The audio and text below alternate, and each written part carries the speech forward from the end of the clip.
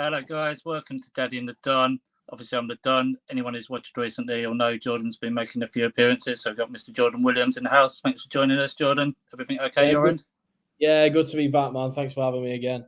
Yeah, you're welcome, mate. So, obviously, we did have a show planned just about Champions League, but obviously, we had a little bit of news break. So, obviously, you can see it across the bottom there.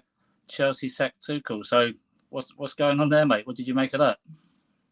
Well, like we were just saying before the show started, we'll try and sort of snowball the two factors into account. The result last night in Croatia, and also some things that I also noticed just before he was sacked. I actually thought to myself after that game, the team looked a complete mess. It was just no one knew what they were doing. No one seemed to know the roles or what they were meant to be doing. And it got me thinking to the bigger picture. And obviously, Todd Bowley new on the scene. He spent a lot of money this transfer window. And is it money that needed spending, or is it just spending for spending's sake? That's the thing. The big talking point is he a people pleaser? Is he spending all this money just to let the fans know that just because they've lost Abramovich doesn't mean that he's not going to spend money at the club? And he just piled it in, because how many of those transfers would you really attribute to Tuchel, and how many would you attribute to Todd Bowley trying to say, look, I'm going to bring these players in, guys like Wes Fofana and things like that, with maybe better alternatives than paying Leicester City, possibly up to 85 million in add-ons when they all get added on. And it was like, how much are they missing Kante? And then I thought, well, you can't attribute all that to N'Golo Kante. You've got to look at the manager now. Yes, this might not be the ideal situation, and he's sort of been thrust into it, but he could be doing better with this team. I thought his substitutes last night were bizarre. None of them made any sense. Ziyech was, honestly, that is one of the worst performances I've seen from a player this season in any competition. And I had the Borough against Sunderland game on Monday, and it was worse than that. So I'm not surprised, but it does feel as if this is very much Todd Bowley trying to rush things along. He wants instant success, and I don't think he's going about it in the right way. I don't think Tuchel should have been sacked. I think this sort of thrown him to the wolves a little bit. And correct me if I'm wrong, Phil, but I think this is actually the first time in Thomas Tuchel's managerial career that he's actually been sacked. Yeah, normally he falls out with the board and they have a mutual depart, isn't it?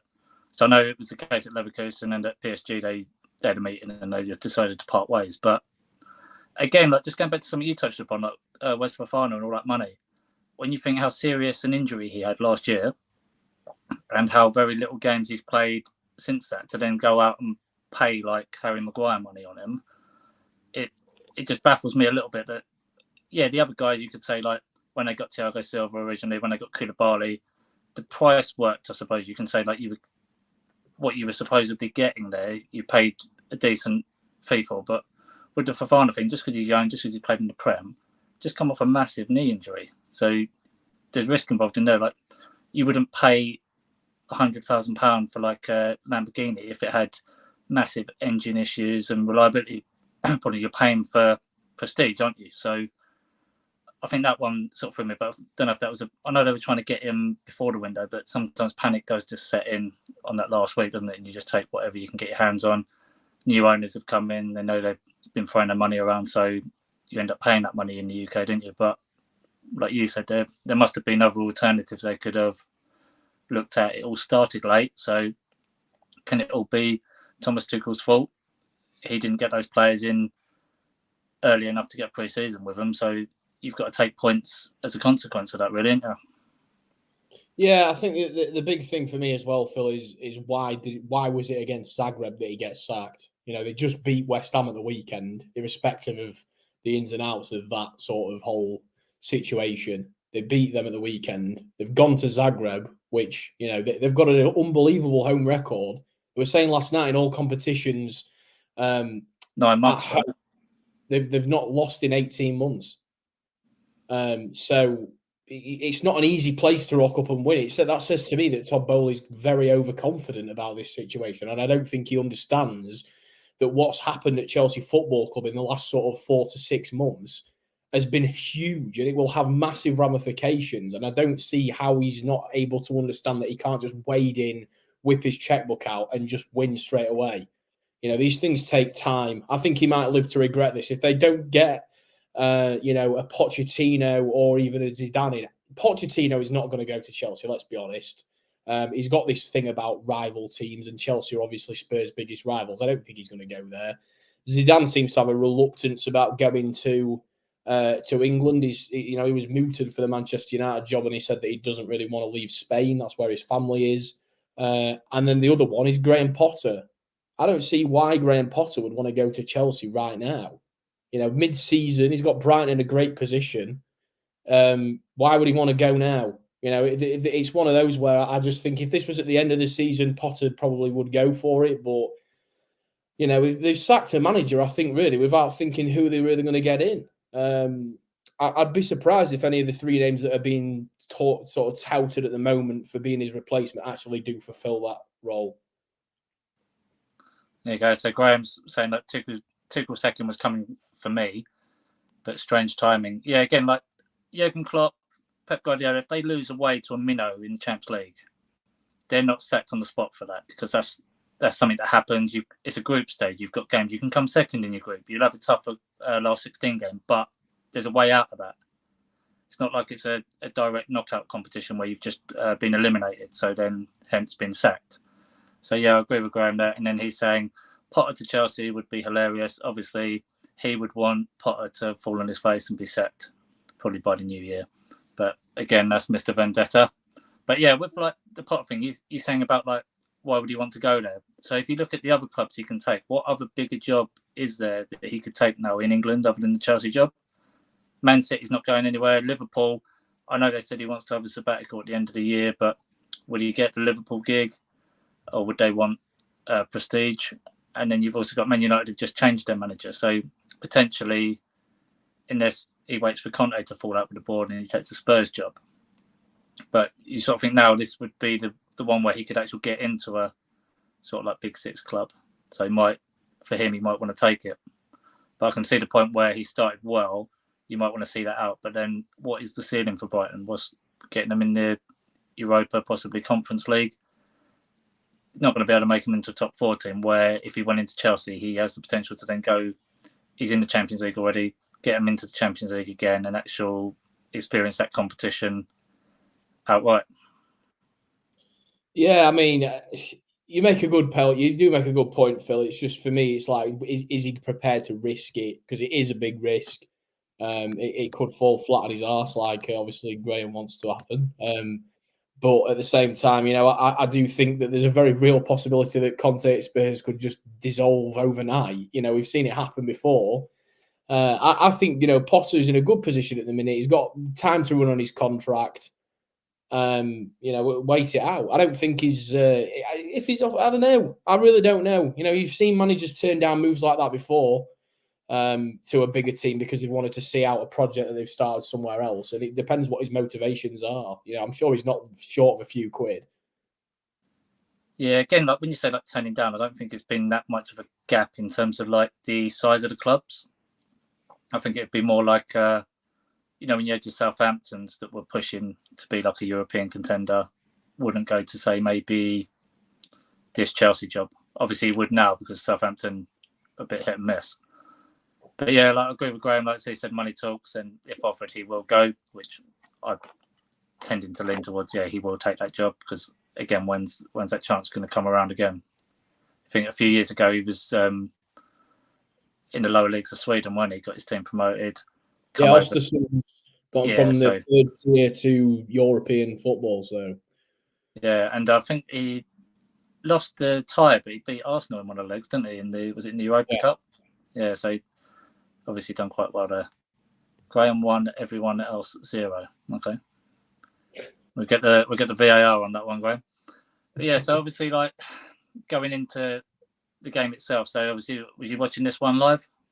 Yeah, I watched the 2 games I watched last night. I watched Zagreb and Chelsea, and then I watched the PSG against Juventus game. So I watched them all from start to finish. This one, it was a strange one for me because first 10 minutes, it was literally like Zagreb didn't touch the ball. Chelsea looked like they were getting a foothold in. didn't miss chances, but they had a couple where like the final ball was wrong and they looked like they were knocking on the door. A few bad clearances, and it could have probably had a chance to have gone 1-0 up themselves if they'd been a bit slicker. Then first touch, I don't know why Fofana didn't try to not bring him down and get sent off, but at least just touch him, put him off a little bit, breathe on him. He could have probably got back and made a lunge there, but it looked like I don't know who the other guy was who was running back with him. He just looked like was it Ziyech? He just looked like he gave up and just left it to Fofana. I think it was Kovacic. Yeah, you just think, why is no one breaking the neck to get back in there? It's just like they were on a training run, wasn't it? So unless it was just the arrogance that they didn't think he'd score and they were expecting to put like a rugby score up, I don't know. But I just think one touch, one goal, and then it didn't get much better for Chelsea after that. It was like everything seemed rushed. There was balls misplaced. It just looked really, really untidy and rusty. And I was a bit against putting Aubameyang in from the start. I think a home game at half-time when you're already in control maybe would be a better place to introduce him. Got Carling Cup coming up, but you've already got players that haven't gelled together, and you're putting another new player in there. I think that was just asking for a little bit of trouble. And then saying about the blame with the manager, that was Tuchel's decision. So he picked that team. It wasn't Todd Bowley, was it? So you've got arguments for both sides there. So do you see anything else in the game that sort of summed up anything different than I said? Just my best mate, Kalidou Koulibaly. Obviously, last time I was on the show, I sort of gave it, sort of stuck him a little bit. And again, he was absolutely awful last night. He doesn't look like he's not a Premier League centre half. They're going on about how good he was in Italy. He couldn't get anywhere near anybody last night. The only thing he could do were foul players. So if he couldn't even do it against a team that, he should be used to playing those kind of teams when he was at Napoli, if he can't do it against these teams, he's going to be awful in the Premier League. I've already nearly firmly decided that he's going to be a complete bust at Chelsea until he starts to turn it around. I had this discussion with my friend last night, and he was like, "Well, he played all right against West Ham." I was like, "Yeah, but he didn't do anything." They should have had 2 goals against this Chelsea team, and every time I see him, he looks so uncomfortable on the ball. He can't seem to stay in front of his man. I don't know. Maybe I've got it in for him, Phil. I don't know. Maybe I'm being harsh, but I thought he had a stinker last night again. Yeah, I'm not going to say he's been brilliant, but I don't think you're going at him just a little bit, George. What I'm going to say is he's played for quite a long time in Napoli in one league. He's come over, and again, it's not like he's just come into a team and he's the only change. He's come into like a whole team that's sort of just going through a little bit of a mess at the moment. So maybe when you join in a new team, like you're a big basketball fan, aren't you? When you go to a new team and different system, takes a little while to find your way, I suppose, doesn't it? If he's used to a different way of controlling that back line, maybe he's in charge of that back line. He's gone in there now. Thiago Silva's probably calling the shot, so it's probably a little bit different for him not being the main guy. Maybe he's getting a bit confused where to be. I know he should know what he's doing, but again, he's played in Napoli and he's played for his national team, which again isn't like the highest caliber of competition to be playing in these AFCONs. It's not like he's played for like World Cup winning teams, etc. So I think jury should still be out on him a little bit, and once they get everything integrated, you can probably judge him a little bit better. So the last thing I'd say as well, there you go, Graham's got it spot on. The last thing I'd say about the game, though, Phil, it was a strange one. I'm not sure it really mattered that much, but why did he drop Mendy? It really sort of floundered when they were asking him about it. It was like, oh, he picked a bit of a knock up, and then he changed his mind. He said, oh, actually, no, it's like a foot sprain, and then it was, oh, well, it's more like his upper leg. I was like, well, he's not injured, is he? So just say that you're giving Kepa a run out. But I don't understand why you'd drop him. He's got an exemplary record in the Champions League. This is his tournament. Yes, he might have been a bit rusty in the Premier League, but the last thing you want to do after him making a couple of mistakes is just drop him. Plus, he's quite good coming out as well, isn't he? So he can get the ball going quicker. But I had a theory when I was watching it, and he was saying about these leg injuries. I was thinking maybe he was trying to make more of a point for the foul for the VAR to say, oh yeah, he did pick up a knock in that so-called foul for the West Ham game. Oh, I hope not, because that's embarrassing if that's the case. Yeah. So obviously, like 1-0 Zagreb. from all I saw of it, I wasn't watching it 100%. I was flicking between bits and pieces, but it just looked like they threw the kitchen sink a little bit late, but it was too late. I know Reece James hit the post, but it wasn't like they had clear-cut chances before that. Yeah. And I think, if anything, Zagreb had a couple of chances to widen the lead before that happened, didn't they? Yeah, the fella from the right wing back, North Macedonian geezer, I can't remember his name, when he had that sort of 30-yard, smashed it, and it was a great save by Kepa, actually, to tip it onto the post. That could have easily made it 2-0. But, I thought, I said to, there's a Chelsea fan that I'm quite good friends with, and he was saying to me last night, do you think there's anything to sort of worry about? And I said, the only player that I can see causing them problems is Orsic. And the only reason I know of Orsic is because of Football Manager. So, but I said to him, if there's anyone who's going to cause you problems, it'll be him because he's rapid. And also, he's done it the last 2 times against English teams, hasn't he? I think West Ham and Spurs, his warning signs were probably there. There you go. It was even at this next level, if you like, he's stepped up and he's produced a pretty great breakaway goal, and the finish as well was that was a great finish. Yeah, it's quite tight. It's probably the only place really that was unsavable, wasn't it? Other than the post. So obviously just as a final roundup, from what I saw, that was fully deserved 1-0 win for Zagreb.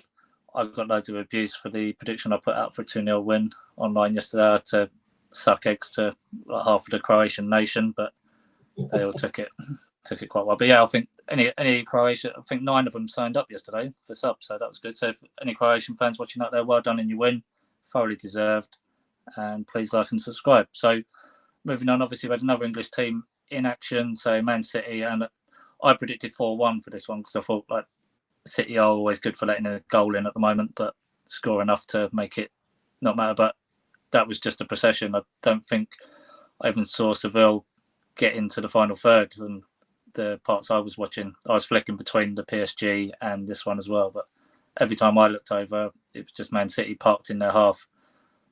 Did you have a chance to catch up on it after the game?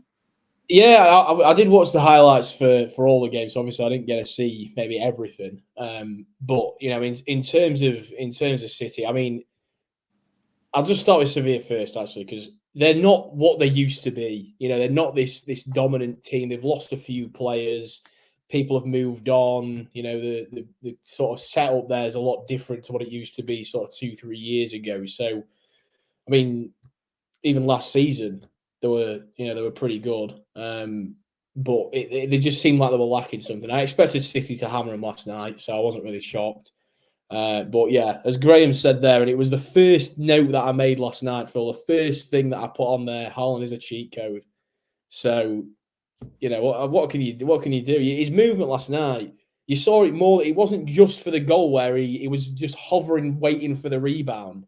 He did it in the first. It was in the first half or second half when Foden scored the second goal. He was lurking around. And as soon as Foden hit it, it was ready. It was stood there. If the keeper fumbles this out, he's just going to tap it in. And their instincts that you don't see that on a very regular basis. The nous to get there and be ready just in case anything happens, and just it's like there might be a 10% chance of it happening, but he's there just in case it does. And he got his reward last night for the second goal that he scored.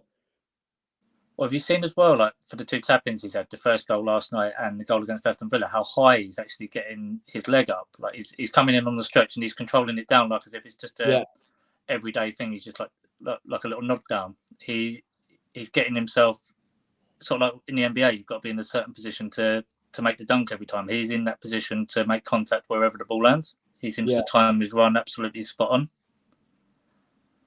Yeah, I mean it's frightening, really. It's I'm genuinely lost for words to describe this guy. I mean, I'm in another WhatsApp group with men who were probably not as inclined to have as great a ball knowledge as the fellow us two.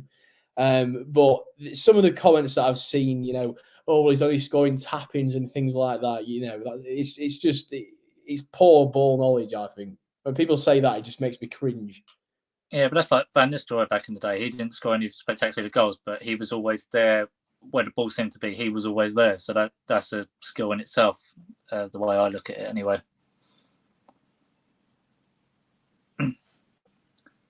So, anything else from that? I think Seville, is it still Lopetegui who's I don't know. I don't Spanish, know. the manager who got sacked after about a week at Spain, wasn't it? I nearly said to you just then, I was like, I don't know if he's still there. Yeah, he is still in charge. Yeah, so he just gone really downhill for me as well. Oh, we've got someone coming on, mate. So we're going to go back to the Thomas Tuchel thing, and we've got here Macca. You all right, Max? Yeah, I'm just going to say one more final farewell to Tuchel, so I've got to wear the old Chelsea hat for the next 3 minutes. Yeah, just shit news this morning. Absolute shit news. Bit of a shock, to be honest. I mean, people could say it was coming, but it's just, I don't know. It's a hard one to take for me because, you know, I'm a big Tuchel fan. Yeah, I think if you'd had no issues over the summer with the takeover and the ban and everything like that, if it just been a clean run and the results hadn't got any better, and it was Abramovich that had fired him, you could maybe understand it a bit more. But because of the turnaround, I was thinking there'd be like a blanket 6 months, get to the World Cup and then reassess when the season kicks off again in December. I thought, to be honest with you, they were saying we have a disastrous start to the season. Yeah, away from home, we were bad. Obviously, Jordan's Leeds, Southampton. We were looking pony yesterday. We didn't look threatening at all. But home form was great. I mean, we're still sixth. Does it mean if Klopp loses tonight, is he going to get sacked? I know it's a different scenario, and he's been in the league for years, and he's proven it. I just feel like they've given. I don't quite be exactly 280 million we spent in this transfer window. Yeah, so it's not like there's Tuchel's guys. Apparently, it's the guys that Tuchel wanted in. And Aubameyang's definitely a Tuchel guy. So what's that going to go for Aubameyang now? Is that going to be an absolute joke of a signing? I just don't know. I'm still shocked, to be honest with you. When I saw it break, I was watching Sky Sports News, and it broke, and I just went, "Oh shit!" But hey, such is football. What are your thoughts? What are your thoughts on the new manager then? Who do you think they'll go for? It looks like it's going to be Graham Potter. They've got this. They've got the Sky Sports camera crew outside Chelsea training grounds. So I think they're expecting Potter to be arriving at some point today. But I don't know about that. I don't know if you guys have touched upon it. Sorry, because I haven't been in there for. I've only just obviously joined. I'm not sure with Graham Potter, with his experience in managing, especially in the Champions League, and I'd say a bit disrespectful to Brighton, world-class players, because it's, especially at Chelsea, it's high maintenance. Again, I don't know if you touched upon it. I don't know. I've been so like down in the dumps the last couple of hours. I just haven't really considered manager. The only one I'd say for an interim perspective, and it makes sense, is John Terry, but John Terry hasn't got that managerial experience. So where I'm at right now is it looks like it's going to be Graham Potter, and we should have to get behind him. Bull experience, proof. I don't know. I just don't know. Because obviously there's nothing he can do now. He can't go and buy players. He's got to play with what's there, isn't it? So that's all down to his actual ability now if he does come in. Oh yeah, 100%. I mean, don't get me wrong. I think any manager. I was listening to Talk Sport during a bit today, and there were fans going, "Oh, his loyalty's going to go out the window." When there's no loyalty in football these days, money talks. We had to pay Brighton £16 million if we're going to get him. Brighton will love that money. But also, like, say he turns this job down, and then he goes on like a 10-game winless run, and they flirt with relegation, they'll just sack him. So when you're saying about loyalty, it works both ways as well. So sometimes you've got to roll with a hot hand when you're in demand. You take that move. Yeah, 100%. Again, he's got to say all to prove. I mean, I know Graham's obviously in the chat. He's not a big fan of him. I'm a big fan of Brighton, of Potter, but is this job too big for him? Only time will tell. It looks, by the looks of it, I've got the TV in the background. By the looks of it, this could be done and dusted by tonight. He'll be a Chelsea manager by this evening. So, yeah, we'll have to wait and see. Yeah, it made me think that maybe they had a plan in mind. That why would it be done so quickly if they hadn't already been thinking about it, perhaps? Well, they said apparently this was already confirmed before the Zagreb game, but I think that's a lot of BS. To be honest with you, I was really more frustrated at that performance. The fact that yes, we looked dominated at times, but they still had the better chance in the second half. If you obviously during the call you talking that you watched the game, that Kepa obviously tipped the ball onto the crossbar. So they arguably probably had the best chance in the second half. So it could have been 2-0 loss. But at some point, when do these players going to take accountability for the results? Yes, maybe Tuchel set up a formation. It may be this and maybe that. But we got players there who have won the Champions League. We finished in the top 4 with these players. Sterling's a Premiership player, Premiership champion. We've brought players in. I know Jordan again, not a fan of Goodboy, and I can understand it and I can see it, mate. So I will back you on this one. But we've got world-class players here. £280 million spent to lose to Zagreb. Oh, come on. Come on. Embarrassing. Yeah, I do agree with you. And I don't know if Jordan will want to jump in a minute. But when you got players, I know we played at a different level. But when we used to play on the Sunday, Max, if whoever was in charge told us to do something and we were just getting absolutely arse-raped with that tactic, you wouldn't carry on doing it and ship more goals. You're moving. If you were told to sit and someone's got too much space in the middle, you'll go in and make a tackle, or you'll go in and contest the aerials if they're winning too many knockdowns. So you need 2 or 3 players that are on that pitch to say, right, this isn't working. It's like a boxer. You get instructions, you go out there, you get smacked in the face. You're not going to carry on doing that tactic if you're getting thrown around the ring. You're going to change it to what needs to be adapted in play. So yeah, I think like a lot of the experienced guys do need to take a shoulder a little bit of it. What do you think, Jordan? I don't know. I really don't know, Phil, because it's hard at that level to overrule your manager and get away with it. We've seen it in the past, with players trying to defy managers at Chelsea. It's not really ended very well. But the biggest issue for me, Max, that I wanted to just bring up, mate, is it's the signings for me. I don't know if you heard me earlier. Not all of them seem as if they were to help Tuchel. It was Todd Bowley just wading in, saying, "Here, look, fans, we're going to sign all these players. We're doing exactly what you want us to do," and then just handing them to Tuchel. And the only reason I'm sort of bringing that up is because I've just read on Sky Sports that the club have basically told Sky that they think that there's a new manager they can bring in that can bring out more from these players than Tuchel could. Tuchel's only had them for what, 5, 6, 7 games? So how can you judge after that amount of time that, he can't do any more? It seems like an incredibly rushed decision to me. I totally agree with that. I think you are right. I think what I want to touch upon with the signings as well is we did our business quite late in bringing some players in. It's not normally the Chelsea way we do things. You normally get players, say pretty early in the window, but I wouldn't say Aubameyang's, for example, a panic transfer, but I think at the time when you're struggling so bad away from home, we don't know when the next goal's coming in. And now the fact that he only wanted to come to Chelsea to work with Tuchel and he's gone, where does that leave him? Do you know what, Jordan? I think at first I thought, when I first listened to your comments about Koulibaly and what's agree, I was like, come on, you've got to give him some time. But I could slowly see it. And if my family were in this chat, at half time against Leeds, sitting in the living room with my family, I said he's going to get sent off, and he did. It's shambles. Fofana, he looked. I mean, you saw the first goal they scored yesterday, guys. They got one striker there. Why is that one striker allowed to get in between them two? Koulibaly has gone to him. He's been sold. Then he's passed it through to Fofana. Wasn't quick enough there. Fofana didn't look quick at all there for that to get back there. But listen, the transfer business, as I probably would agree, has been a panic. There's still holes in the team. We've still got players in like the Ziyech's, Pulisic. They don't want to be there. So if it is Grandpa, then good luck, because I don't know anyone could have done a better job than Tuchel at the moment. And okay, that's me being a fanboy, but I'm gutted. I'm so gutted. Do you think, Max, there's like a bit of a difference where they class, obviously they're all managers, but some are classed as a manager, some are classed as a coach. Do you think they're looking at Tuchel's a manager where they're looking for Potter as perhaps a coach, so that like the manager can handle the big names, the coach can actually work with them on the training pitch and actually get personal with his players and get them playing at a higher level?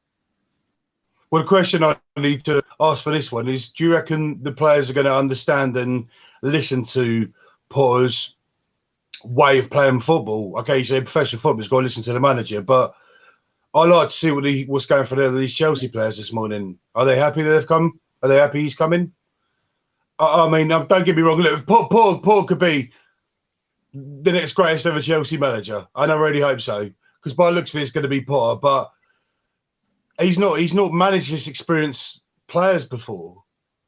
So does that mean now that in the next 5-6 games, to get his formation, to get the way we want playing, does that mean we're going to have to lose another 3-4 games? Does that mean we're going to have to go and get spanked to Leeds and Southampton away again? Does it mean that? I don't know.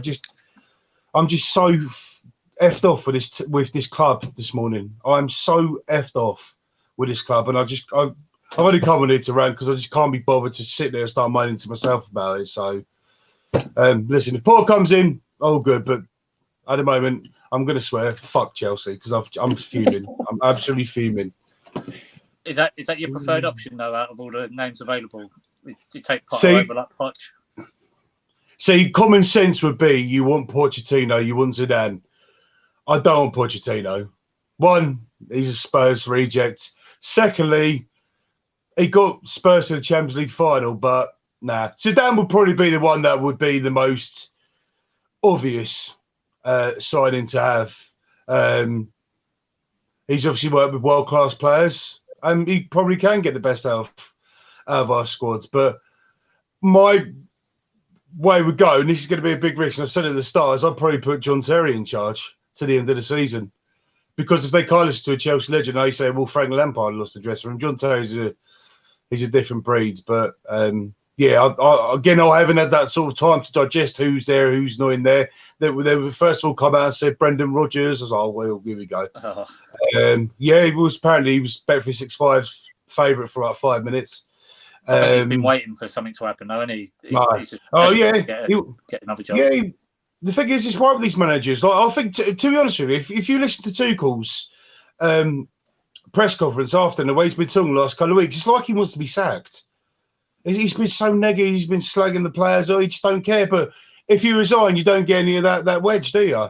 Yeah, so exactly, yeah. Why would you want to resign when you could just get like a £10-12 million payoff and then go and get another job next week?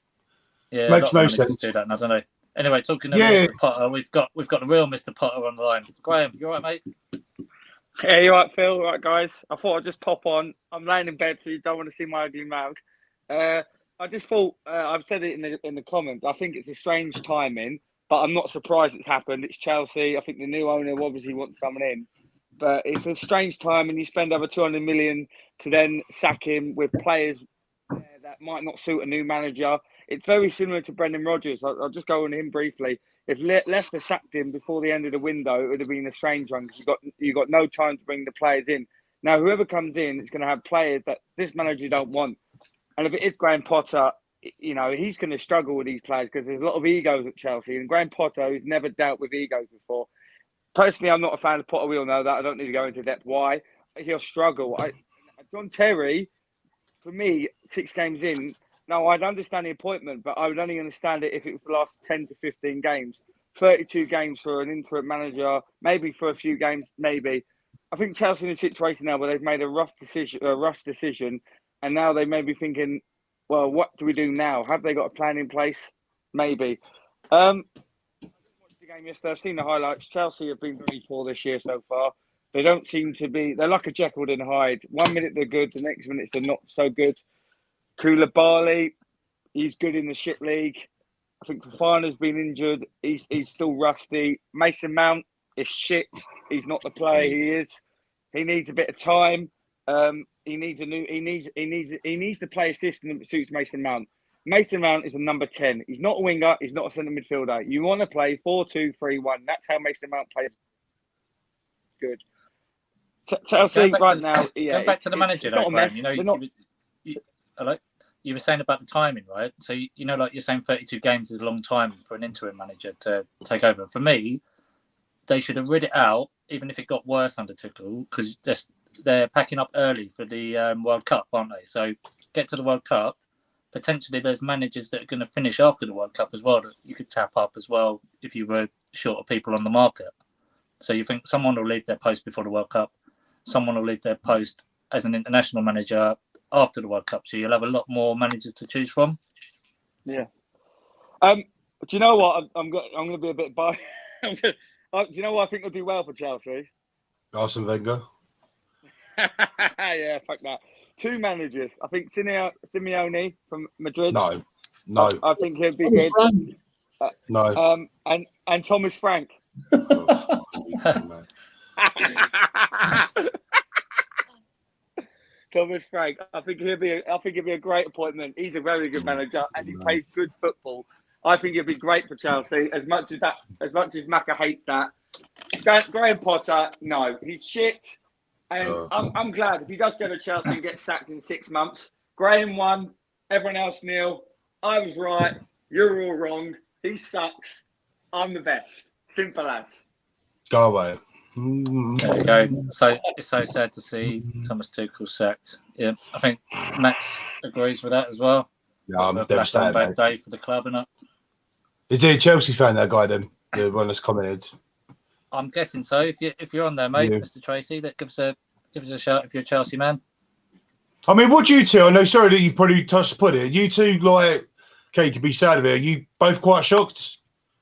You both quite shocked with the thing being so early or right time? Yeah, I didn't see it coming, to be honest with you. People have said, oh, it's been on the cards, but I didn't see it coming now. I think they could have maybe done what Thomas Tuchel normally does and had a falling out maybe in like a couple of months if Champions League wasn't going well and come to like Jordan was saying, some mutual decision. But I didn't see it happening even after that game. I didn't think we'd be waking up to this today. I'd say I'm somewhere in between, to be fair, Max. I'm not shocked, but I'm not. I wasn't expecting it. Like, I'm somewhere in between. I think there's, like you said, some of the press conferences have been a little bit strange. And you've seen what's happened to Scott Parker this season. He's, thrown everyone under the bus apart from himself. The club's had enough. All right, get out. Maybe that's the same theory at Chelsea. To be honest, lads, I don't really know what they're doing. I don't know the thought process behind it, but it's happened now. So let the chips fall wherever they may land. Sean Dyche, he's the next manager. Is that what you came on here for, Graham? Just to throw these names out? Every time Chelsea lose, he always messages me going, "Oh, that's a bad result." He always does it. Chelsea manager gets sacked. Graham's just straight on the case.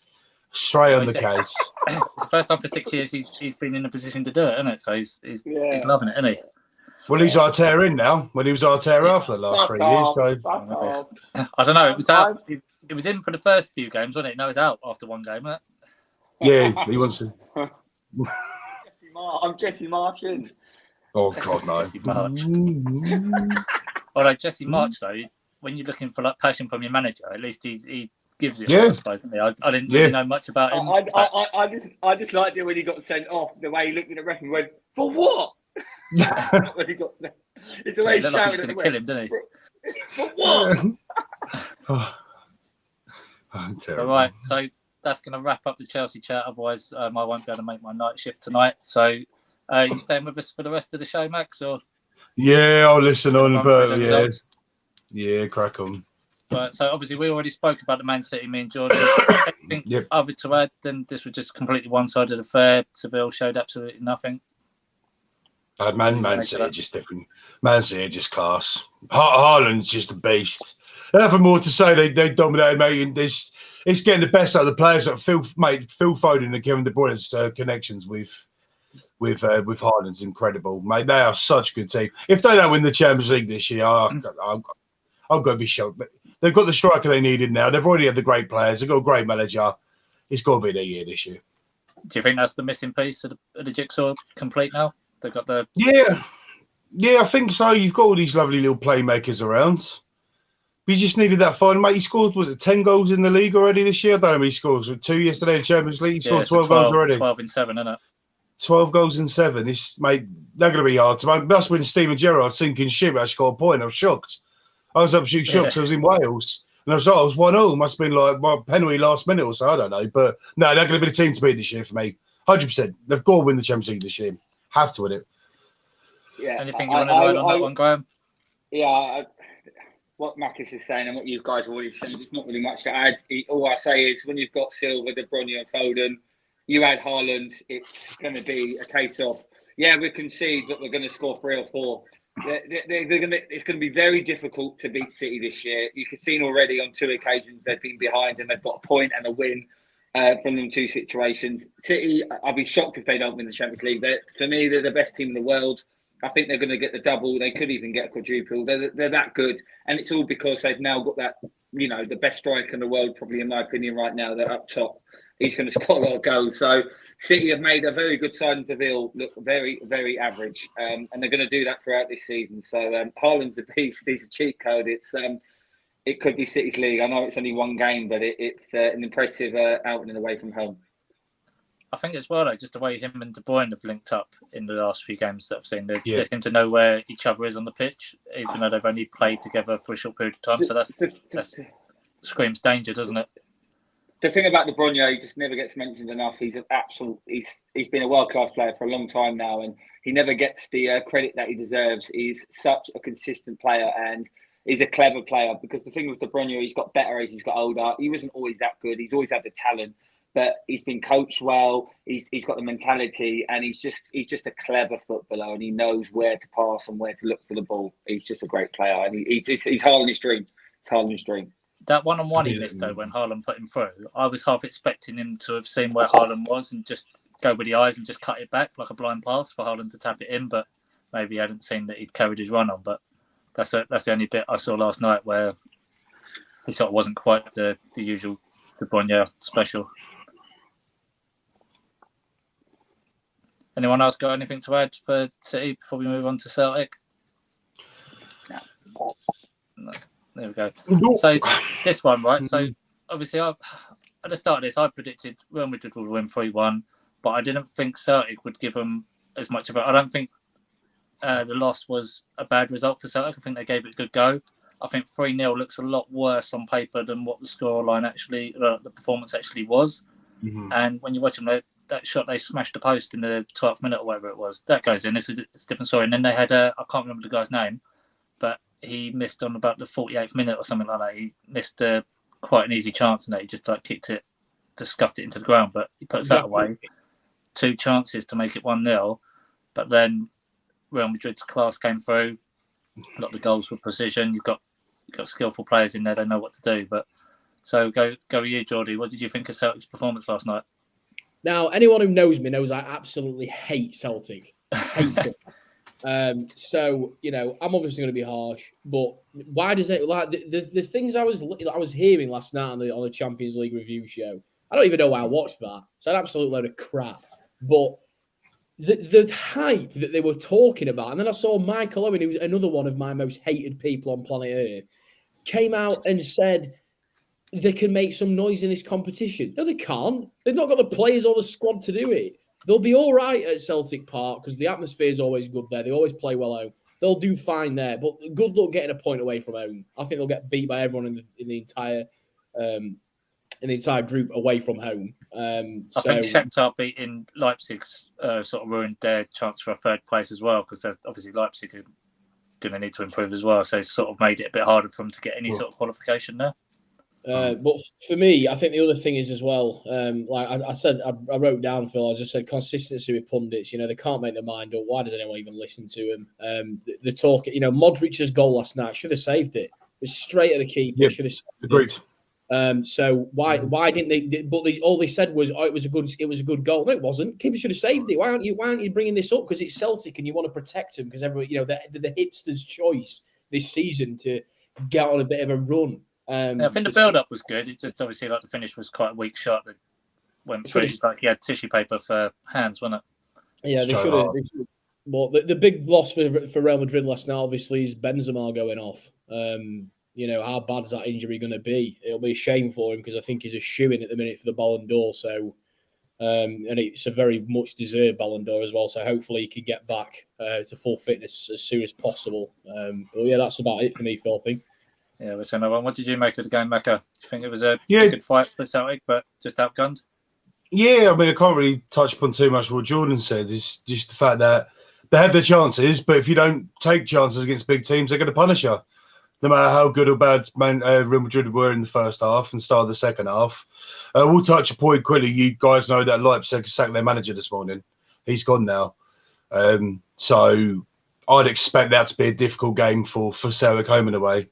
Shakhtar Donetsk, I'd say it was a bit of a rough result yesterday for Leipzig, and that was a bit of a shock. But again, I'm pretty similar to Jordan there. I can't see them picking up any points away from home.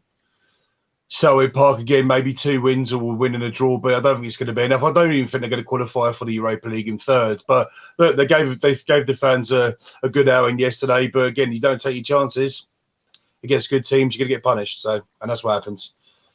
Yeah, sure. Graham? Yeah, I haven't actually seen any of this, but obviously Real Madrid do what they do best is they start slow, but if you don't get a goal early on against them, they will come into the game, and that's what they did. Class team, they know how to win, they've got a great manager, and in the end of the day, you look at the result and you go, okay, well, that's expected. Celtic, listen, they're a good side, but I can't say any different than what the other lads have already said. They're struggled to get a win in this whole group. I don't even think they'll win a game, but they could get 2 draws. They're a good side, Celtic, but they're not. It's Scottish League. It's like Sunday League. It's not a great league. The 2 best teams are very average. Rangers did well last year in the European competition because it's a cup run. Look at Villarreal. They're a shit team and they got to the semi-finals. So don't take too much from it. It is what it is. They done well to keep it down. It could have easily been 5 or 6 if Real Madrid wanted it to be. We move on. Real Madrid are going to be strong. Real Madrid are going to be strong as always. I think with the scoreline, though, G, Real Madrid, it's very rare they score more than 3, isn't it?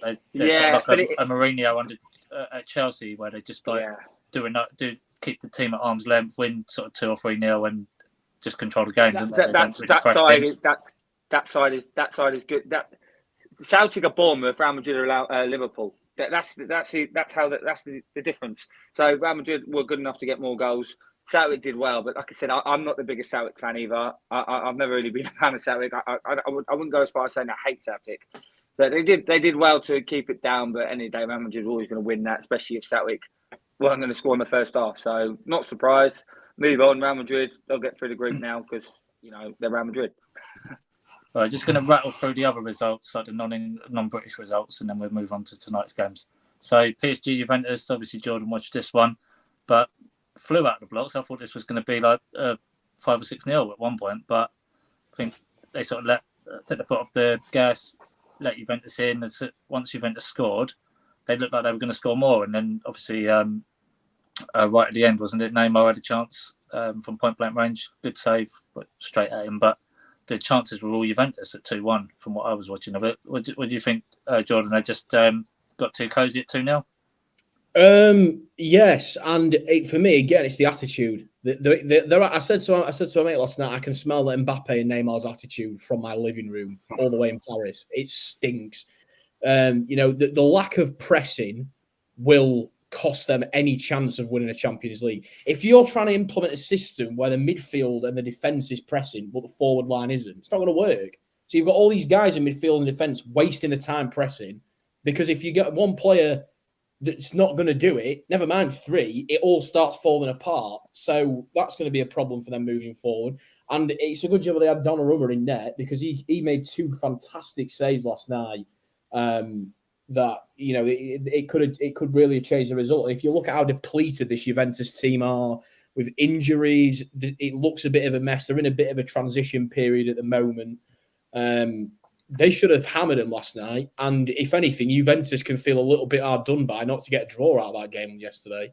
I thought they were very impressive how they sort of rallied together and just tried to grind it out. You saw Bonucci at the back when the ball went back to him. They were 2-0 down. It was just telling everyone just to calm down at the back because there was no one coming towards him. There's no press, so just everyone chill out, keep the ball a little bit, feel the game out, and then they started getting back into it. And that's what your captain needs to do. So I thought, he did really well in that role last night. But, PSG, it's laughable how good, how talented this forward line is. But the comments, again, the last thing I'll touch on about this, Phil, because I don't want to rant on about it all day, but the pundits last night, they said that Mbappe and Neymar are better than R9 Ronaldo and Ronaldinho for Brazil. That is what they said yesterday, and I was nearly sick. So just trying to flush that out of my mind, because genuinely I struggled to sleep after hearing that. But yeah, I thought PSG, they're lucky, really, because they should have put them to the sword when they were 2-0 up, and they didn't, and Juventus did really well to fight back. Unlucky not to get a point. I think just one thing, Mbappe's greediness when he should have laid off Neymar on the back post for a tap in, straight up the other end, it went to 2-1. So that's where you've got the attitude of these players. A better professional would have just squared it rather than thinking of the hat trick.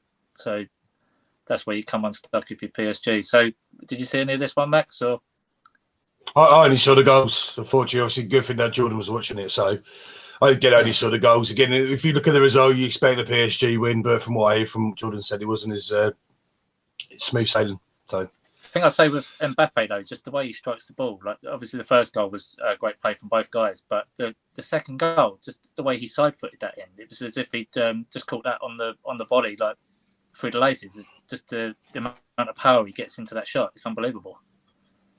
Yeah, the technique for both goals was outrageous.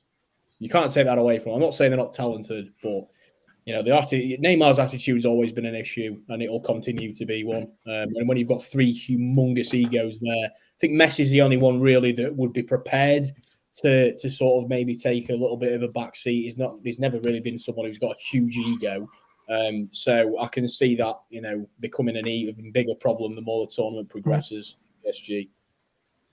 I think you've got to compare it as well, what league you're playing in as well. It's like you could have this front three if they were in England or in Spain just completely tearing it up every week, but they're in a league where they're expected to win it by a good 20 points every year. So you can't carry that attitude into Europe and expect to win it every year.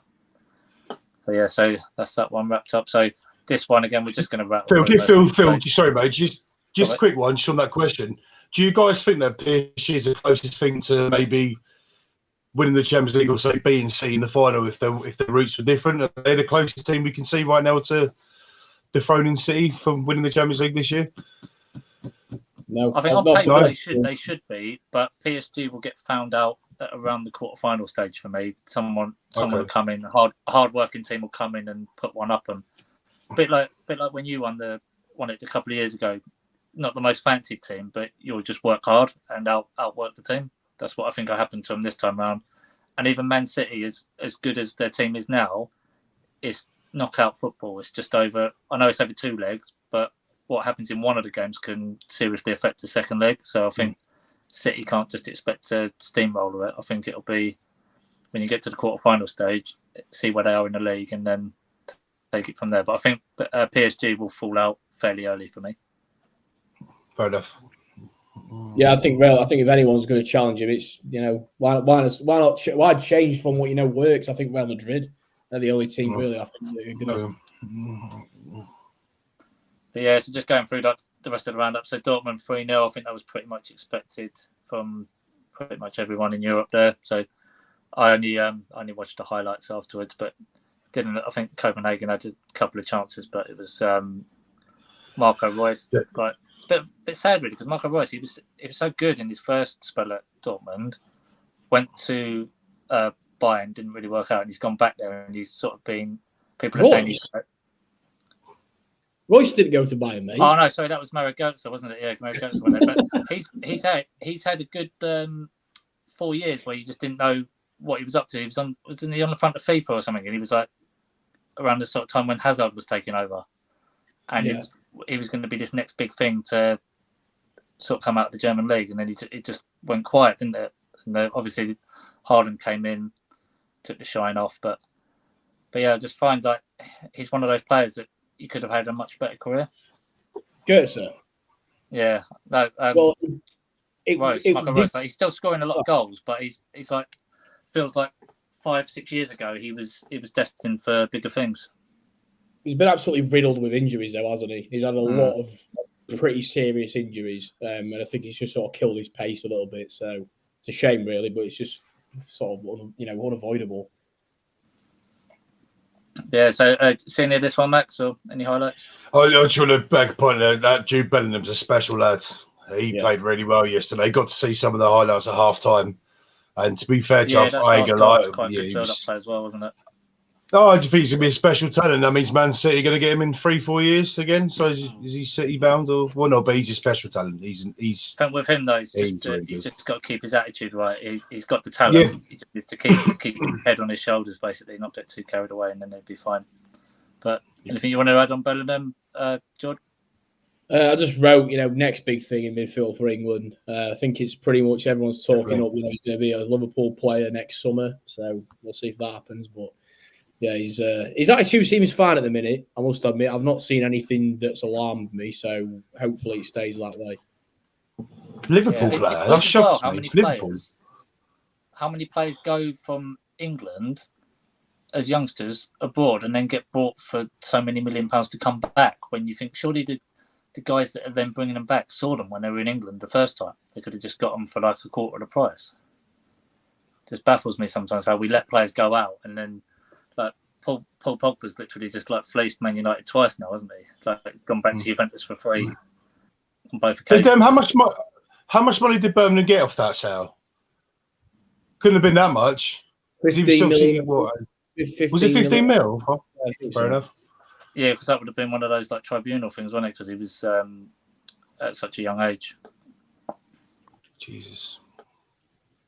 They have got a sell-on clause in his next contract as well. It's like 20% sell-on clause. So if they stay for like 100, that's outrageous. There you go. He's probably got upset because of the Graham saying Thomas Frank's going to Chelsea. So where are we? So another one. I was expecting this one to be a bit higher scoring, but Benfica 2-0. Obviously, just got the job done as expected. So do you see Benfica, any of you guys, having any chance of progressing to the next stage, or do you think they'll need Juventus to capitulate for that to happen? Yeah, I think they're going to be fortunate. They'll be nailed on for Europa League, but they'll be fortunate. I think Juventus they'll find a way, like they usually do. But all I'll say, Phil, it's not really. It's one of them nothing games, really. I think no disrespect to either club, but with England, it's not really one that we're going to. But Grimaldo last night, what a strike that was! Oh yeah, I saw that one. Yeah, that was a fantastic strike. Yeah. Anything you wanted on there, Max? Didn't see it at all. Didn't see the goals. Nothing. No. I've got one here we spoke about earlier. Obviously, as Max has just said, they sacked the manager off the back of this. So they've done a Chelsea. But again, like a lot of people were tipping this to be a massive like Leipzig home win. But do you think a lot of people have just forgotten about? They're just writing it off because it's a Ukrainian team. The country's in turmoil. They're just thinking, they're just going to roll over now. Where you just sort of think their sport is probably all they've got left to enjoy at the moment, isn't it? So they're out there doing that for their nation as well. And this guy, forget his first name, Mudryk, he seen glimpses of him when they played Scotland in the qualifier for the World Cup. But he was amazing last night. I think 1 goal, 2 assists, and just everything he did, just to his class. I wouldn't say he'd come to the Premier League anytime soon, but I can definitely see like an Italian or German team taking the punt on him in the January window. Any of you guys see any of this or have any thoughts about him? No, I did hear him talking about him last night, but I must admit he's not someone that I've really heard of, Phil. To be honest, I've got one name that I'm saving for the preview of tonight, though, that I wanted to bring up, but that'll wait. Yeah, no, I've seen a video online where they're claiming him to be the most skillful player in Europe, basically, just on like freestyle football. So they're pinging balls at him. He's just taking them, like firing 100-mile-an-hour balls at him. He's just controlling them down. Doesn't even like leave his foot. But last night's game, you actually saw him take that into like an 11-a-side game and make it work. So if you watch back after this and just watch how he played for the 2 assists and the goal he took, it was just amazing. Obviously, it was against a team that obviously didn't turn up, but it'd be interesting to see how he does. It completely ruined my acca. 68 quid gone because Leipzig couldn't bloody win. I'm fuming. But just to touch on what you were saying as well, Phil, I think I know people are getting bored of the whole, Ukraine thing and everything, but I just think it's such an unbelievable achievement for this squad of players that, have just sort of been assembled from whatever remained, because a lot of the players obviously left. They got special exemptions to be able to leave the team and go and play somewhere else. So the squad's been ravaged. They're having to play, hundreds, or if it might even be thousands of miles. I don't really know the geography of it in Warsaw in Poland. Where Legia Warsaw have got a lease agreement with Shakhtar so that they can play in Europe this season. But at the same time, they only have to focus on European football at the moment. So that it could benefit them. They might surprise people and get into the Europa League. or even, push up for that second spot. It wouldn't be a complete shock because, yes, they've got a lot of issues at the minute. But if they only have to focus on the Champions League games and they don't have the league or any other cup competitions to concern themselves about, it could benefit them in the long run. Yeah, I can see that happening. Anything you want to add on that one, Macca? Yeah, the Ukraine league's been back for about 3 weeks, Jordan. They started 3 weeks. Yeah, they started 3 weeks ago. As a football bad man myself, I would know. Yeah, they've been for the last 3 weeks. I think they drew at the bottom of the league 0-0. It was like over 3.5 goals. The market was so. But I think you made a good point. The fact that they're expecting not to do nothing, so they've got nothing to lose really. And the fact is, even though they've only been back 3 weeks, they're fresh. I know the season's only started in Europe as well, but they've got nothing to lose. As you said, Leipzig, better killer yesterday. Everyone's expecting them to win. Now the manager's gone. This result could really screw them up going through to the next round really badly, especially being at home. And that's a home defeat. Leipzig big haven't heavy one. started great in the domestic league, though, have they? They haven't been convincing at all. Yeah, they've only won one game. I think one game, drawn one, lost the rest. Yeah. Maybe it's a Timo Werner curse. I don't know. But Timo Werner's scoring goals for him. So, yeah. I mean, I haven't seen too much of the German league. All I just know is that Bayern Munich do what they're doing. And, Leipzig again sacked their manager. So, there's question marks there. See, they play good football. When you watch them play, they play good football. I've watched them the last 2 or 3 years. They do play good football. But maybe they've just lost their DNA now. So, yeah, I think it's hard as well to take from a domestic league where they can play that football as well, than to go in to like a tougher. I'm not saying Shakhtar are a tough team to play against, but they're tough in terms of like physically. They'll be a bit like Everton are this year, where they just sit there and frustrate you and don't let you play. So I think it is harder sometimes to go and play in Europe off the back of an average league. But we'll move on. And this was another one. I sort of saw this coming, but I wouldn't have backed it. So Salzburg won, AC Milan won. I think a lot of people don't give Salzburg enough credit. So obviously Jordan will know a bit more about them because of Jesse March and researching them, etc. Obviously Haaland came from there before, so we've heard of them for the last few years. But no matter who comes through, because obviously Patterson Daka was there, he's left as well. So they seem to always be able to replace the players that leave. Was it Naby Keita played from as well? Mane going back a long while. Yeah. So they've always churned out good players, and they've always managed to sort of pull it up the bigger teams, so to speak, in the Champions League. So I think very underrated team. But again, like AC Milan, they're one of those teams that if you're putting an acca on, you just can't trust them away from home in these European games, let alone the Italian league. I actually backed the draw last night, so what do I know? But they've got a massive advantage, though, Phil. It's the fact that they're bankrolled by Red Bull, and they're going to get them all the talent. They have to do minimum work, so they are blessed with that. But consistently in Europe, they've put up good performances against Bayern Munich in the last couple of seasons and games like that where they've produced some of the best stuff. So you can't overlook them, but they've got a weakened side this summer. Obviously, we took a couple of players off them, and some other teams in Europe have also been shopping in Salzburg. So, they do have a bit of a depleted team. So I was expecting AC Milan. I was, even though I thought they'd draw just because it's Salzburg at home first game. I think on paper, AC Milan really should have won this game. Well, they messed it up in the last kick of the game. They should have won, really, didn't they? But I think Salzburg had the better chances during the 90 minutes to win. And then AC Milan just messed it up at the end. Oh, what have we got here now? Favourite back in Jordan. I think AC Milan was the favourites in that one. Yeah. 3 legendary favourite backers on the show at the same time. I've got a picture on my phone, right, that Ray gave me from Ladbrokes, and it's of a betting slip that was for a virtual horse race. Spent 5p on it, on 5 20-to-1s from the same race, 1p, 1p, 1p, 1p, to win back 20p. So we'll have favourite back in, and then we'll have that monstrosity. So stop lying, Jordan. You backed AC Milan. No, honestly, I did not back AC Milan. It was Leipzig that let me down. They were they were the ones fuming, absolutely fuming. Anyway, did you have Chelsea in any of your bets? If you back AC Milan, you're a favourite backer. If you back the draw, you're on the fence, no imagination. If you back Salzburg, you're the narrative backer.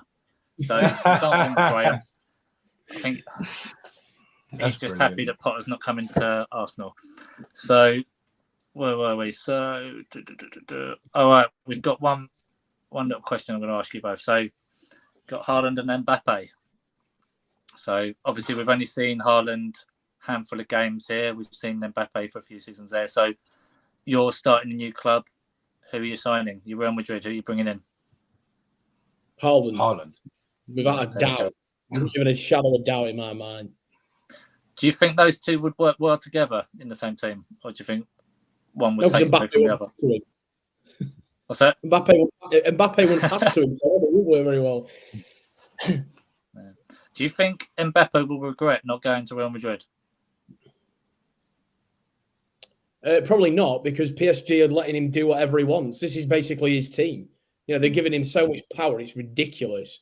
I mean, that's on the club, though. That's not his fault. He asked for it. The club gave him it, but it's such a strange situation where he's able to dictate who he wants to, what days to do training on, and he gets the last approval on who they're signing. That's not your job, pal. You know, you're not a sporting director. You're meant to be playing for the team. So if I'm PSG, there I'll be saying, you want to go to Real Madrid, go, because you're not running this football club. This is Paris Saint-Germain football club. So some people would say Haaland doesn't get that treatment, but maybe his dad does. So yeah, it's quite an influential part of his career, doesn't he? So obviously Graham's come on there Haaland all day long. Can't remember what he said before the start of the thing, because obviously we was all questioning whether he'd be able to come in and actually do it in this league as opposed to the Farmers League, as Graham used to put it. But I think everyone is in the same boat as Graham at the moment. What they've seen from his first handful of games in the Premier League, he fits this league perfectly. He fits that team perfectly. And there's been loads of stories. He's going to set records everywhere, Phil. He's going to set records. He's going to set records. These stories where someone could have had him when he was this age for this price and they turned it down. So just imagine now, like, say we're talking Jordan, he came to Leeds when you were in the Premiership instead. So you got promoted a year early. He came to Leeds, he didn't go to Dortmund, came straight from Salzburg, followed Jesse March over, whatever the narrative was, and played for you. That might not be the same Haaland. He might have had to go that route. You know, he might have had to go from Salzburg to Dortmund, then to Man City. If he makes that jump without the journey he went on, he might not become that player. So I remember one of my mates is a Blackburn fan, and they were saying that Sam Allardyce wanted Lewandowski, but the board wouldn't pay $2.5 million for him. So that went down. But if he came and played for Blackburn, he'd score about 4 goals in his first season, then they'd just be trash and loaned out, wouldn't he? He wouldn't have made it as he has going to Dortmund. So yeah, I nearly said that earlier when we were on about Bellingham, why no one snapped him up originally. I don't think enough people realise how unbelievable the system is at Dortmund. They just constantly get it right. They know how to develop players better than, in my opinion, any team in the world. Maybe City, but not to the volume that Dortmund are able to do it. You know, they've got Makako. Is it Makada? I don't bloody know. Lad who were playing up front last night. He looks like he's the future there up front for them. And, you know, they've got still Gio Reyna. Unfortunately, he's been hit by injuries. But, you know, they're 2 massive prospects coming through Dortmund's, you know, youth team system and everything. And they're getting trained with consistently. So, you know, the future's still bright. They might have lost Haaland, but, you know, it's next man up for Dortmund. It always is. There'll always be someone else to, you know, maybe not to the same level, but there's always going to be someone else that they can bring in to fill the role. All right, and anyway, as you're on, Jordan, you seem like you've calmed down, but I'm not too sure. We're just going to let you have a couple of minutes to get it all off your chest. Obviously, you got pants by Brentford at the weekend for every excuse under the sun at it. So do I have to do this again? I did this on Monday night. let's just hear it in a nutshell, and then we'll move on. I'm not going to repeat what I said on Monday because. That if anyone hears that could actually get me into some trouble, so I'm not going to repeat that. But just the whole VAR situation in general is an absolute joke. It's a joke. I mean, how many mistakes were there this weekend just in general? Right on cue, Phil. You know, how many mistakes did we have just this weekend? I'm thinking the penalty one against us against Brentford, that wasn't a penalty for Christ's sake. The Newcastle goal that was, should have been given, that wasn't given. The West Ham thing, there was just so many different issues. You could even make a case as well that Son, when he put that cross in and everyone missed it, that should have got, that should have been given. They disallowed it because Kane put his head in. He didn't touch the ball, so why is that not counting? It's all it's been so far. It's been just negativity. Take goals. Even the Isaac goal for Newcastle last Monday. His second goal, they didn't actually draw the lines. They just went off the shadows. How can you have a system like that? It's ridiculous. It's ridiculous. What I found as well, there's no clear like a yes/no answer for anything. Like there should be a set in stone motion for what will disallow a goal, what will award a goal. Because now it's sort of like, I remember offside being, before it was just, where his feet were. Like he'd be leaning over the line, but his feet would have been behind, so they used to count that. Now they're saying, his knee can be, his shoulder can be, his armpit can be. It's anybody. Like, imagine you're backing into a play and your arse cheek goes offside because you can score with it. Now you're offside. Before, you never used to have all of that to worry about. Now they're going back to fouls that were missed. Because for me, like the offside bit, the handball bit, I get it. But then when they're saying like the refs missed a foul, are they going to go back and review every foul he misses during the game? Otherwise, you're going to be there all day, aren't you? So there has to be a line where you just say, right, if there was a foul and the ref missed it, the goal still stands. Maybe if it was a handball, penalty decision, you go for those ones. But it just seems now, because they're only reviewing it on goals that are scored, what happens then if the ref blows for a foul and the goal was about to put a tap in, and then they look at it and it wasn't a foul? They're not going to award the goal, are they? So there has to be some sort of line drawn where they say, right, we're only going to do it on these issues and this criteria only. Anything else, it's referees' on-field decision. Well, it's like I put in the chat at the weekend, Phil. If you go looking for something, you're going to find it. 99% of the time, if you go back and slow everything down and you're picking through things with a fine-tooth comb, you're going to find what you're looking for. And then there's a reason then to disallow the goal. It's not there for that. It's there as an aid, not as something that's, can be exploited to save Man United if you want. But at the same time, I've just thought of another one as well. The handball against Bournemouth on the weekend against Forest. That wasn't a bloody handball. It was about 2 yards away from his arms against his body, and he's given a handball. And then he even goes and looks at it and still says, "Oh no, actually, I've got the decision correct." So you're like, "Well, no, you haven't.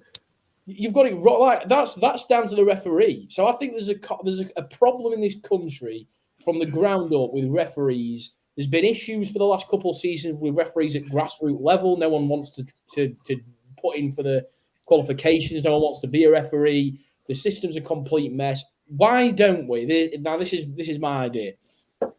We sign players in the Premier League, in the Championship, and even League One, League Two from other countries to come over and benefit our team. Why don't they do the same thing with referees? I watched that referee in the Chelsea game last night. He got every single thing right.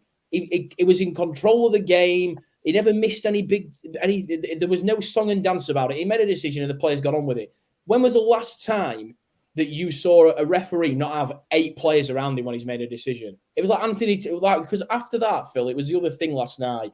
I watched PSG and Juventus straight afterwards, and the contrast between the referees. I said to my mate after time, I said, the referee's absolute shite.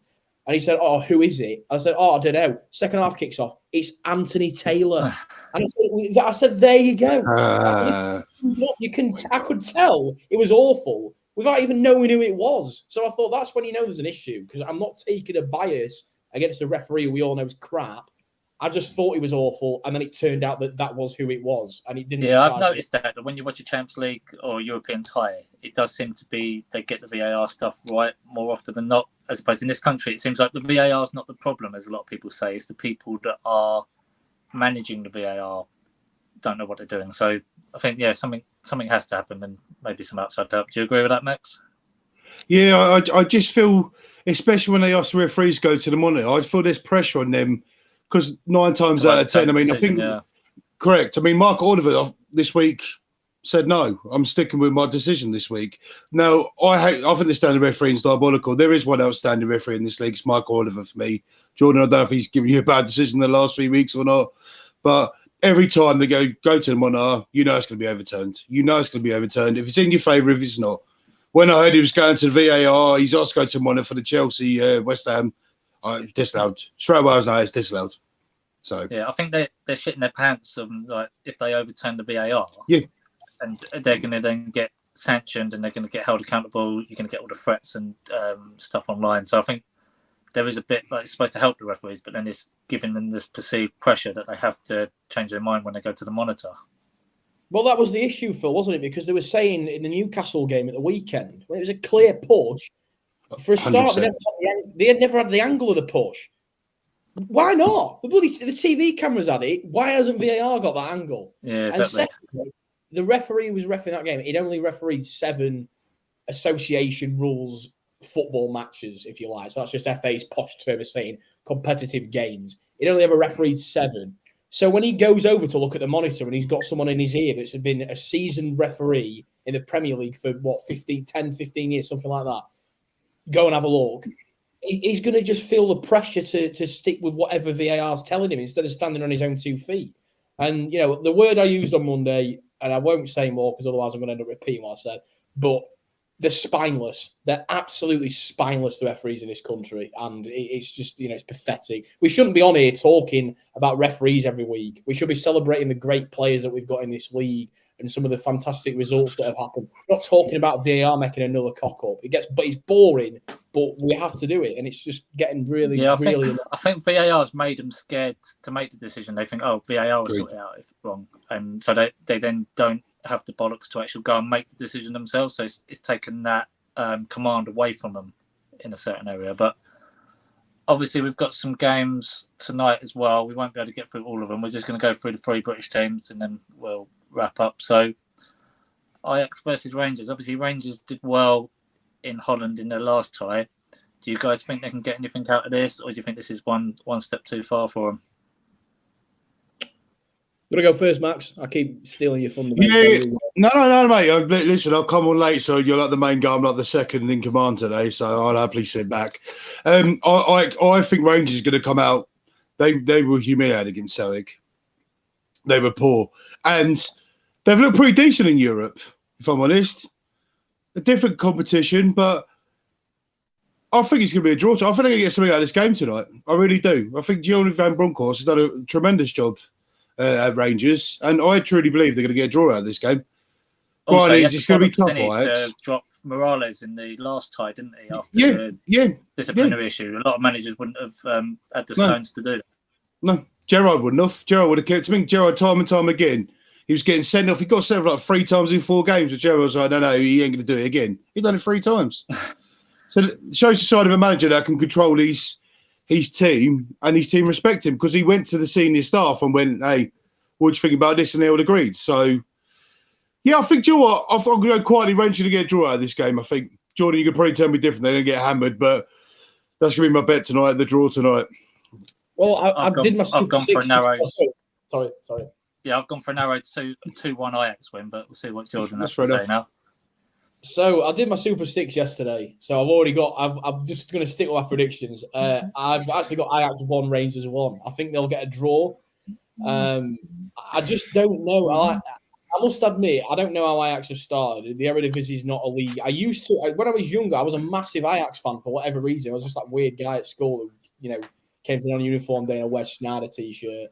But I don't know how they've started this season, but looking at how damaged their squad was, they had Gravenberg, Anthony, Martinez, just to name a couple. There's even more that have gone as well. It's been ravaged, and I've not really heard anything that they've replaced them with anybody of note. So I'm sure they'll be fine. They've got an outstanding academy system, but I don't fancy the chances tonight. However, at home, first Champions League game of the season, it could be different. But yeah, I've got to back the boys in blue. 1-1. Okay. Phil Gledge quickly touch upon that. Ajax played 5 games in the league, won 5, scored 16, conceded 3. They're top of the league. So they've started the season. Well, I think in that league they've got the monopoly on that, and they have done. Yeah, well, so not a surprise, is it? But yeah, so moving on, a lot of people have said that Conte not too good in the Champions League with all the teams he's managed. But do you see the start he's made at Spurs?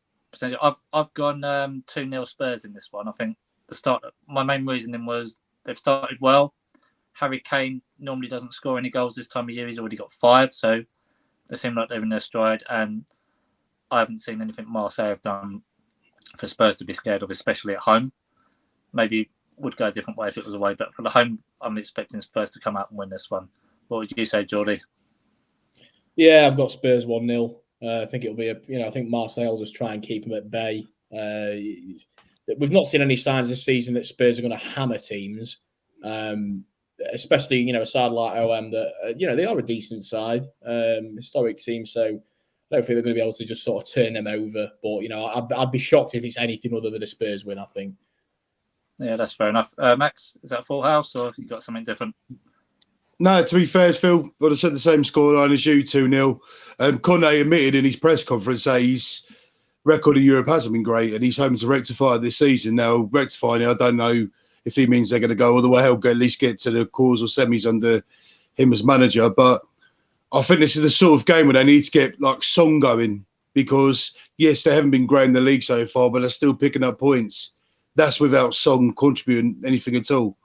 Exactly. I fully expect a comfortable win for Spurs today, and I expect Song to get on the score sheet today.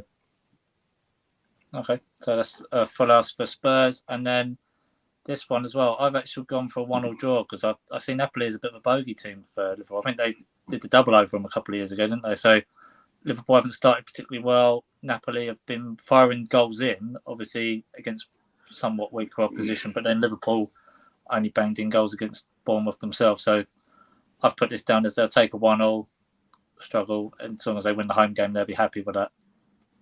Anything you wanted to say on that, Max? What was your prediction for this one? Well, just trying to know they're unbeaten this year so far. So I'm not a man of statistics, but they haven't lost a game so far. They're second in the league. Scored 12, conceded 4. So this probably their time of the season. Liverpool aren't playing very well. I think Napoli will fancy their chances. I'm probably going to be sitting on the fence with you, exactly the scoreline. I'm not copying you because what you're saying. But I'm going to go for Napoli. It's going to be a 1-0 draw. I mean, Liverpool need a result as well. They need to sort of kickstart their season, or start their season, shall we say. But that's a tough place to go to, Napoli. And it's not going to be easy. And I'm sure they've got history. Wasn't it these two, the fans? Was it the fan that got stabbed? Was it between these two teams? Or was it Lazio? Where there was a little fight outside Anfield years ago. I'm sure there's a bit of history with these two teams. But I'll tell you, it's a tough first Champions League game for Liverpool this year. Very tough. Obviously, with the league the way it's going as well, like I think in Liverpool's injuries, they're not going to want to put all their eggs in one basket as well, are they? They might make a couple of subtle changes as well, so that might go against them. But was there anything else you had to shed any light on, Jord? What was your thoughts? Oh, you're on mute, mate. Hey. So obviously, Serie A is a league that I tend to watch on a Sunday. Usually watch sort of 2 or 3 games. So obviously, I was really happy at the weekend when Udinese managed to smash Roma 4-0. They're a team that I followed in Italy, so I was really pleasing. But the guy that I want you guys to watch out for if you're going to watch this one tonight is Kvicha Kvaratskhelia. It's a bit of a mouthful, but he's some talent. So I think, he plays usually either attacking mid, maybe sometimes as a left winger for Napoli. So, he should. I'm expecting a goal from him tonight because he did against Lazio at the weekend. He just danced through the whole team. He's letting shots off left, right, and centre, hit the post twice, and then put in a really nice finish. So he should shine tonight, and I think Napoli do win this game 2-1. Could be even worse after how Liverpool have been playing this season with their defence. Counter-attacking from Napoli, it could rip them to shreds tonight. Okay, so no one's given any chance to Liverpool tonight. So that's all 3 of us. Probably get caned for that tomorrow, but yeah, that's pretty much it. Obviously, there'll be some other games in. Got some Europa and Conference League games, but just focus on these ones. Obviously, time permitting as well. We've gone a little bit over, but I'm going to wrap it up now. So obviously, thanks for jumping on, Max. I know you were running running errands and that out and about. So thanks for your time as always, and thanks for coming on, Jordan. Obviously a pleasure as always. And anything you want to promote quickly for this week or anything you got coming up where we can find you? We've got a special guest on our NBA show tonight, Monday Talks. So me, John, Matt, and Ken are going to be joined by NBA 2K royalty in DBG is going to be joining us tonight. So yeah, that should be 9 o'clock. That's wicked. Okay. Anything you got going on, Max? Obviously, the most underrated fantasy team in this side of Europe's getting underway Thursday night, isn't it? That'd be something to keep you busy. Yeah, I can't wait for the NFL to start, man. This news could probably come at a good time.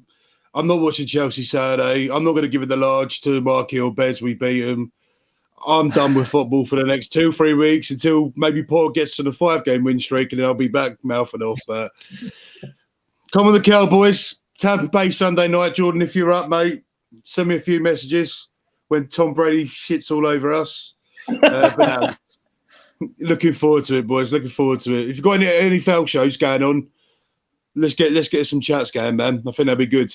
We're all NFL fans as well, so we should do SAG definitely in the season. Yeah, Munzie does an NFL show once a week usually, so he's doing it tonight, I think, actually. Yeah, okay. Yeah. All right, guys. Anyway, thanks for your time. Anyway, everyone watching, thanks for your time and support. Please like, subscribe, and we'll see you on the next show. Cheers, guys. Take care.